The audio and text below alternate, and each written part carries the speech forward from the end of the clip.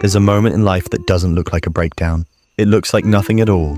No tears, no yelling, no visible pain. Just silence. A kind of silence that hums in the background of your chest, where feelings used to live. You wake up and the world looks grey. Not sad, not terrible, just muted.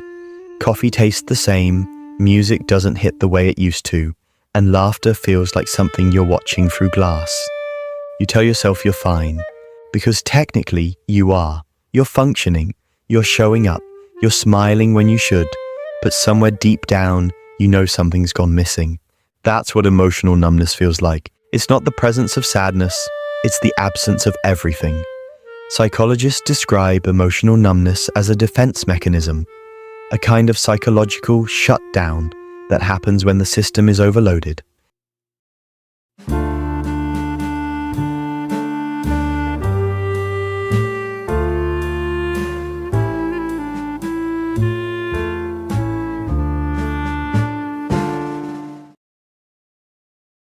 It's what the brain does when it's been hurt too many times, felt too deeply, or held too much for too long. It's like when a circuit overheats, the power cuts off, not to punish the system, but to protect it from burning out completely. And yet, the cruel irony is that protection can start to feel like a prison, because once you've disconnected from pain, you've also disconnected from joy. The wall you built to stop the storms also blocks the sunlight. I remember someone once described it perfectly. They said, "It's not that I don't want to feel, it's that I forgot how." And that's the hidden tragedy of emotional numbness. It's not the loss of happiness, it's the loss of aliveness. If you've ever felt that way, like you're existing more than you're living, you're not broken, you're in self-preservation mode. See, the human mind is wired for emotional regulation. It's constantly trying to keep you safe. When emotions become too overwhelming, too intense, too prolonged, your brain quietly steps in and turns down the volume. It's not trying to destroy you, it's trying to help you survive.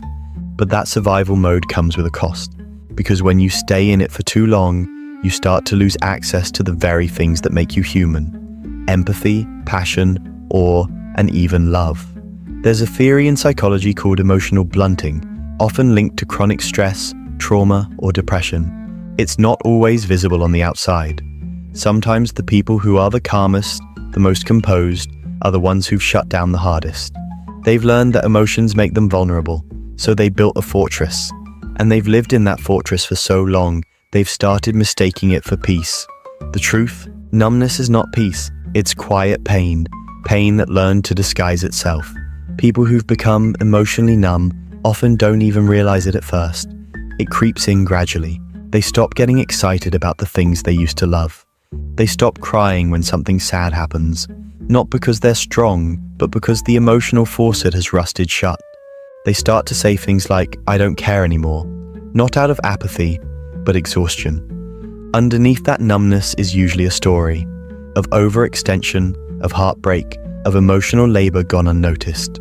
It's the mother who kept everyone else together for years until she stopped recognizing herself. It's the man who's been strong for too long, holding in everything because he was taught to never fall apart. It's the friend who always listens but never speaks. And it's the child who grew up in chaos and learned that feelings only lead to pain. Eventually, the body learns a cruel lesson. If feeling equals danger, then not feeling equals safety. And so it adapts. But here's the thing, adaptation isn't healing, it's survival. And survival isn't the same as living. Most emotionally numb people didn't choose this state.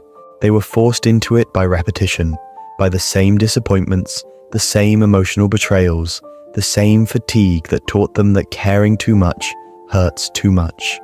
So they stop feeling, not out of weakness, but out of wisdom that's turned heavy. Because what's the point of opening up again if every time you do, something breaks? But here's where psychology meets hope. Neuroscience tells us that the brain isn't static, it's malleable, plastic, flexible, capable of renewal.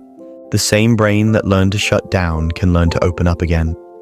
Emotional numbness isn't a permanent sentence, it's a temporary pause, a signal that your nervous system needs rest before it can feel again, and that rest often looks like stillness. But it's not the kind that restores you overnight. It's slow, it's gentle, it's uncomfortable, because reawakening emotion after numbness feels like thawing after being frozen. It aches, it tingles, it's both relief and pain at the same time. You start to notice small things again, like the way sunlight hits your desk in the morning, or how a song suddenly stirs something faint but real in your chest. And those moments, as fragile as they are proof that you're coming back to life. But to reach that point, you first have to face an uncomfortable truth. Emotional numbness is not the absence of emotion, it's the suppression of it, and everything suppressed eventually surfaces. When you stop running from your emotions, you start remembering who you were before you became tired, before you became careful, before you started mistaking numbness for strength. Because emotional numbness, at its core, isn't a flaw, it's a scar. It's the mark left by battles fought in silence. If you peel it back gently, without judgment, without rushing yourself, you'll often find deep sensitivity underneath. The kind of person who feels everything but learned to hide it because the world kept saying, "You're too much." In fact, research shows that people who describe themselves as emotionally numb often score higher in empathy once they begin to reconnect. They aren't cold, they're sensitive souls who've gone into hiding. And maybe that's the real paradox here. The most emotionally numb people are often the ones who once felt the most deeply. They were the ones who noticed everything, who remembered every word, every tone, every unspoken change in someone's eyes. They were built to connect, but connection became the source of their pain. So they shut the door, not forever, just until it felt safe to open it again. But time alone doesn't heal numbness, because numbness isn't time-based, it's trust-based.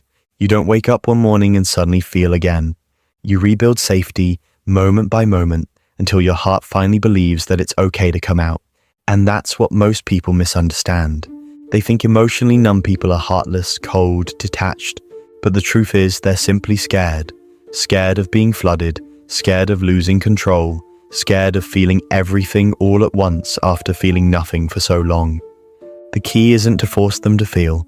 It's to give them permission to feel, without judgment, without demand, because numbness melts in the presence of safety.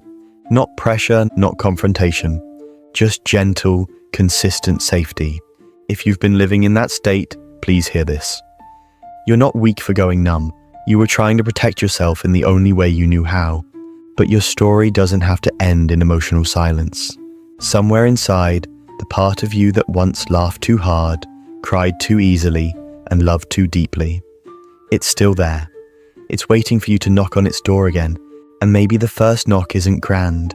Maybe it's just a small whisper. I miss feeling alive. Sometimes people think numbness fades when life finally gets better. When the chaos ends, when the job stabilizes, when the heartbreak heals. But that's not how it works, because numbness doesn't come from the chaos itself. It comes from the aftermath. It's not the storm that silences you. It's the quiet after the storm, when you look around and realize everything's changed, and somehow so have you. In that silence, your body still remembers. Your nervous system still scans for danger, even when there's none left. That's the strange thing about emotional numbness. It's not a lack of emotion, it's a state of constant emotional protection. You're not empty. You're just guarding the last fragments of your energy. Modern psychology calls it emotional avoidance. It's when the mind associates feeling with pain so strongly that it begins to disconnect preemptively. The result? You become calm on the outside but restless on the inside.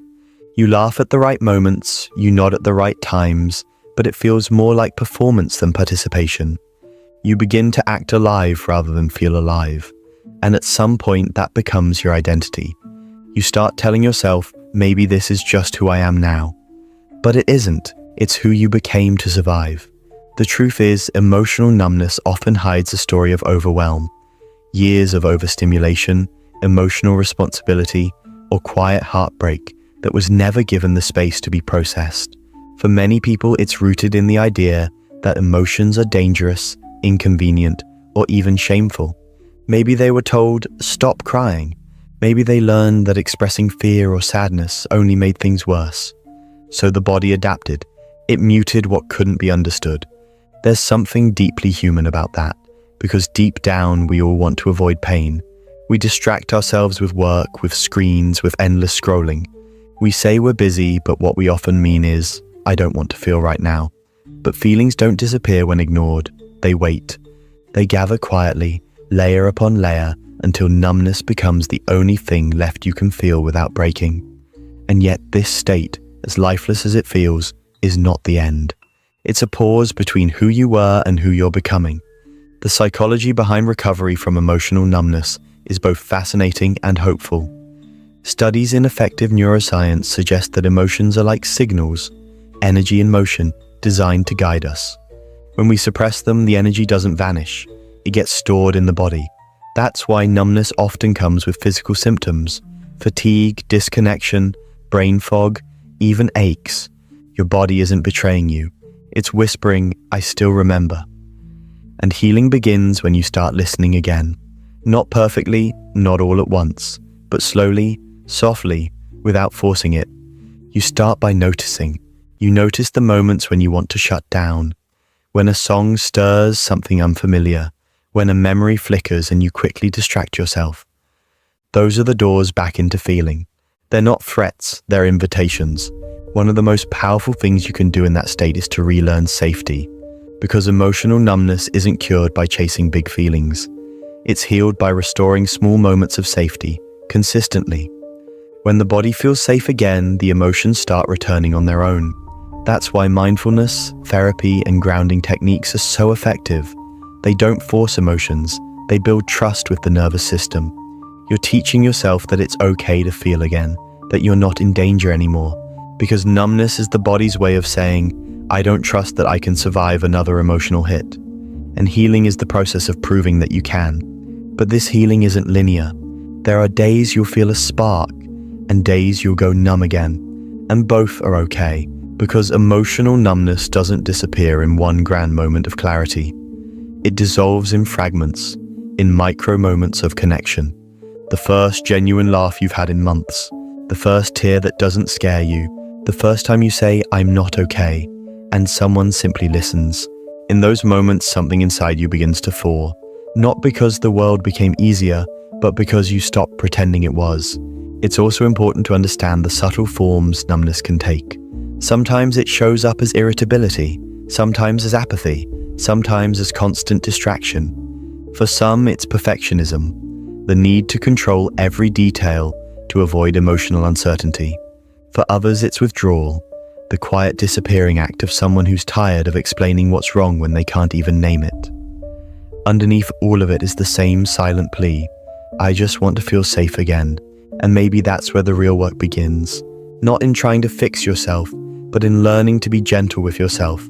Because numbness isn't healed by intensity, it's healed by consistency. Small daily acts that remind your mind and body that you're allowed to exist without defending yourself all the time. Take a walk without headphones. Let a song hit you without skipping it. Watch a sunset and resist the urge to take a picture. It sounds simple, maybe even cliché, but those are the acts that rebuild emotional presence. Because numbness can't survive where awareness grows. And somewhere in that process, something shifts. You begin to notice the texture of life again. The warmth of light, the sound of laughter, the subtle ache of nostalgia. It's fragile, yes, but it's real. And real always wins over perfect. That's something psychology can't fully explain. The exact moment when a person stops being a spectator of their own life and becomes a participant again. It's not measurable, but you can feel it. It's when the world stops being something you endure and starts being something you belong to. But even then, the goal isn't to feel happy all the time.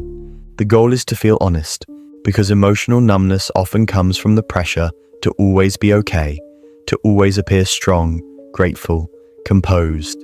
Healing begins when you allow the full spectrum of emotion, joy, sadness, confusion, love, without labeling any of it as wrong. That's what emotional maturity truly is, the ability to sit with what is without needing to escape it. So if you've been living numb for a while, maybe it's time to redefine what healing looks like. It's not about going back to who you were. It's about becoming someone who can hold more emotion, more life, more truth. Someone who isn't afraid of their own depth anymore. Because you don't actually need to find your feelings again. They never left. They've been waiting for you beneath the noise, beneath the self-defense, beneath the years of pretending you didn't care. And maybe this time, instead of rushing to feel better, you can just let yourself be confused, messy, uncertain, but real. Because numbness thrives in suppression, but it fades in authenticity. That's the paradox of healing. The moment you stop trying so hard to feel, the feelings start to return, not as waves that drown you, but as rivers that carry you home. There's a beautiful term in psychology, re-engagement. It means slowly rejoining life after emotional withdrawal.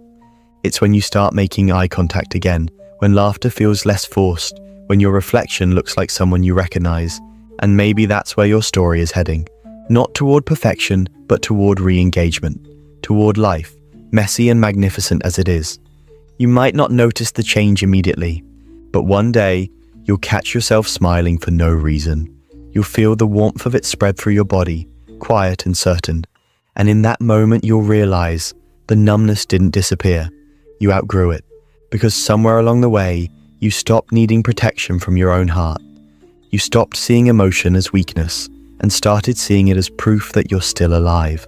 And that quiet rediscovery of feeling is one of the most profound forms of healing a human being can experience.